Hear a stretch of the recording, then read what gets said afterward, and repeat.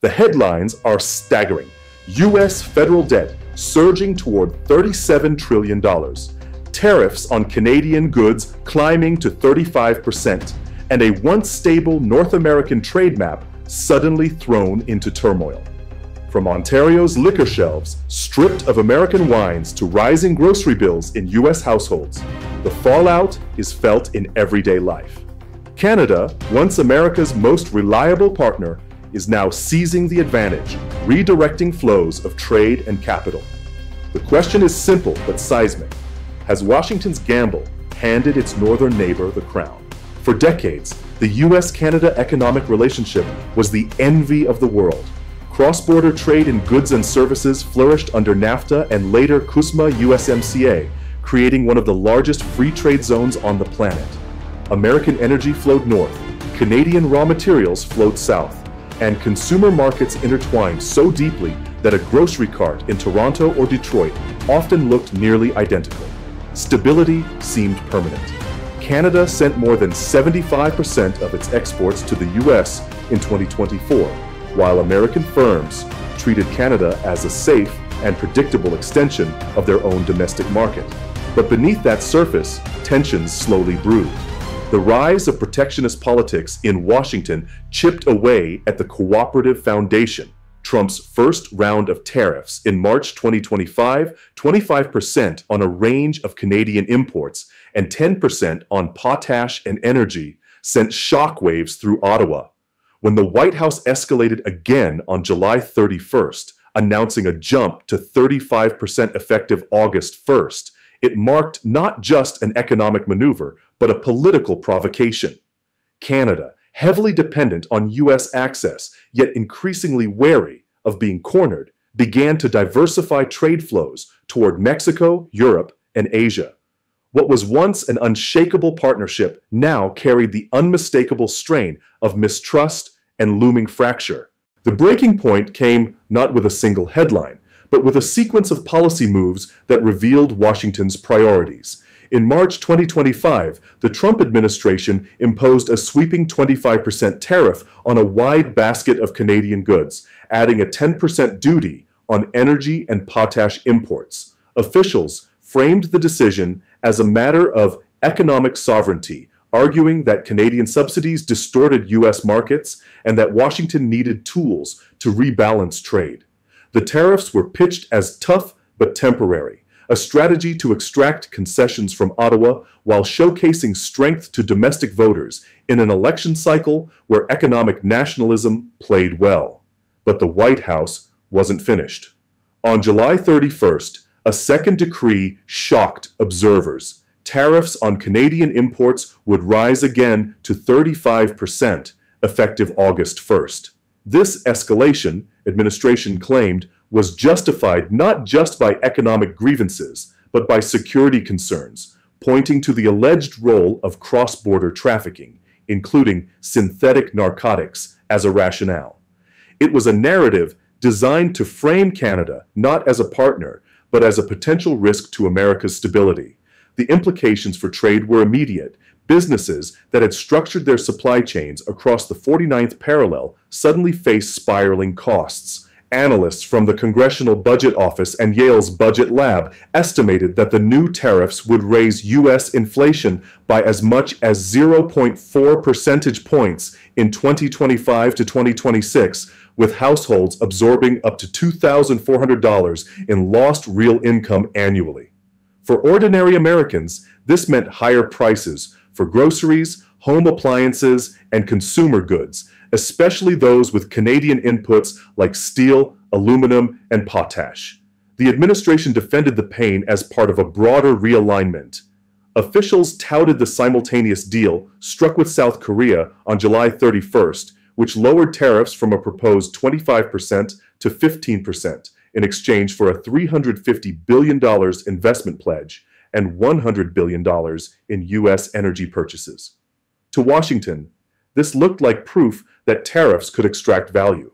But to Canada, it underscored a different reality. Allies who negotiated were rewarded, while neighbors who resisted were punished. The move to 35% tariffs on Canadian goods wasn't just an economic measure, it was a signal of shifting alliances, and Canada took notice. Ottawa did not stay idle. Canada's counterpunch came through strategy rather than rhetoric. Instead of slapping reciprocal tariffs, policymakers leaned into consumer power. Provincial liquor boards, led by Ontario's LCBO, halted imports of American wines and spirits.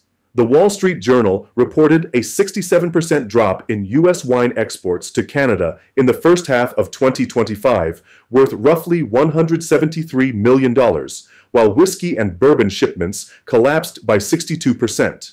Ontario alone, once a $700 million market for U.S. alcohol, dropped to zero. But Canada's response extended beyond alcohol. Trade data showed that by May 2025, only 68.3% of Canadian exports went to the U.S., down from nearly 76% in 2024, one of the lowest shares on record.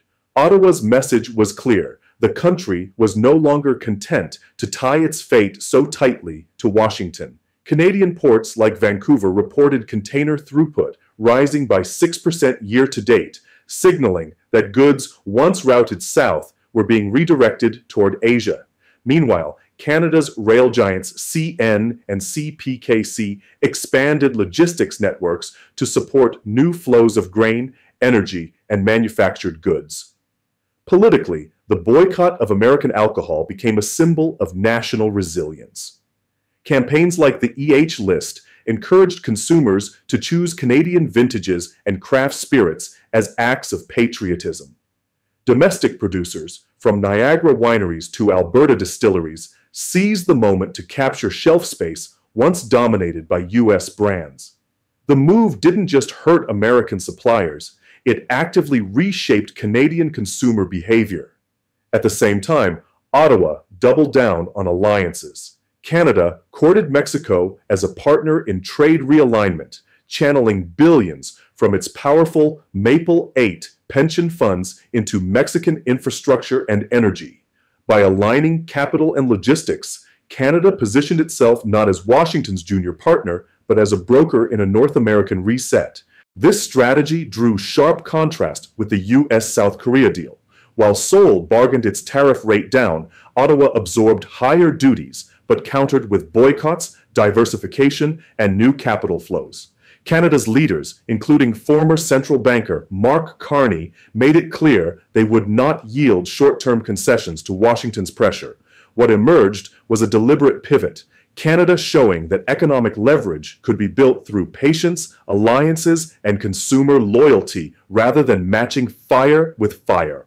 Both countries now sit in a deadlock. For Washington, tariffs are framed as leverage, but their costs ripple through American households, fueling inflation and raising prices at precisely the wrong moment.